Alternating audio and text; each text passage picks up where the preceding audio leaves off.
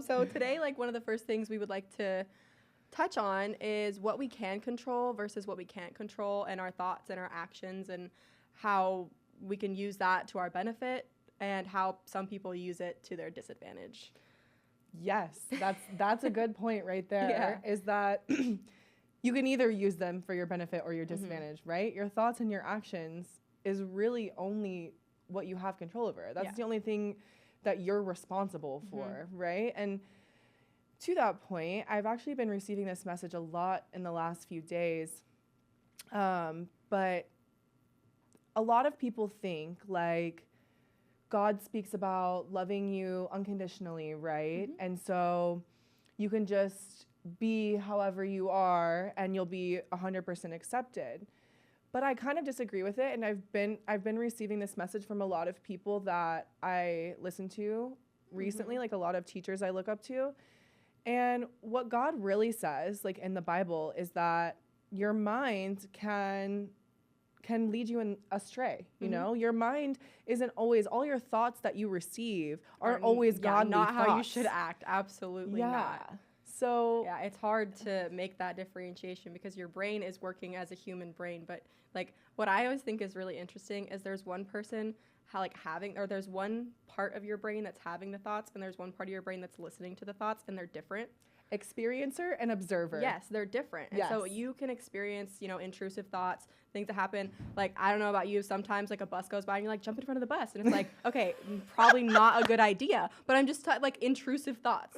Like, I know we all have them, and I'm not like the only one that has weird Someone thoughts cuts like you that. off on the highway and you're like, I wish I had a flamethrower. Yeah, and they'll just like murder them. But then like obviously that's not what you should do. And so you have the observer and you have the one that like, they're so different. And I think that's where a lot of people get lost, is they think that their thoughts are them. Yes. And then they let their thoughts control their reality. 1,000%. I mean, I've gone over so many scenarios in my brain about all these things that could happen. And like -2% of the time, what I think is going to happen happens. And so like, one of my favorite things that I saw recently, I'm kind of going to butcher it, but it's basically this girl that is looking at her hand, and she's telling her hand to open.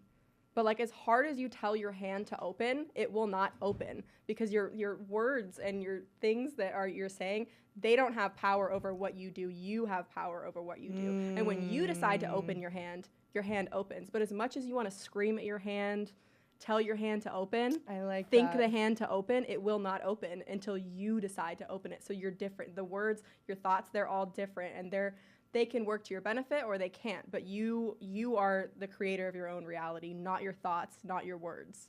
They help. You can, you can say things that obviously, like affirmations and things like that are positive, but you don't have to let the negative things control your reality. Yeah. So I think that's where the difference lies, right? It's like we can think all of these crazy thoughts, and my theory on how our mind works and how consciousness works and how our senses work is that it's kind of like a radio signal, right? Like you can tune in to different frequencies of this reality.